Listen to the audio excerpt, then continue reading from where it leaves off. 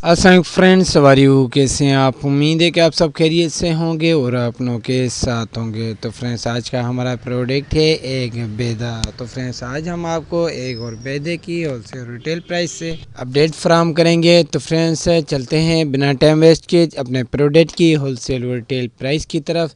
इससे पहले आप मेरे यूट्यूब चैनल में न्यू है तो काइंडली लाइक और सब्सक्राइब और बेल आइकन ज़रूर प्रेस करें, बेल आइकन ऑल करें। इसका यही फ़ायदा होगा कि जो प्राइस हमारी डेली अपडेट होती है वो आपको बराबर नोटिफिकेशन के थ्रू पहुँच जाए। तो फ्रेंड्स, 1 डज़न यहाँ पर 330 से लेकर 320 रुपीज़ चल रहा है और 1 पीस रिटेल में 30 रुपीज़ 30 रुपये में, और होलसेल प्राइस 1 डज़न की इस वक्त चल रही है 300 रुपीज़। जो हमें परचेज़ करते हैं हम 5 से 10 डज़न। तो फ्रेंड्स, अगर आप ज़्यादा होलसेल में बेचते हैं और ज़्यादा क्वांटिटी में तो आपको ये और भी कम प्राइस में मिल सकता है। Thank for watching my YouTube channel kirana store information. मज़ीद वीडियो देखने के लिए हमारे चैनल का विजिट कीजिए और डेली प्राइस अपडेट और सब्सक्राइब करें। Thank for watching.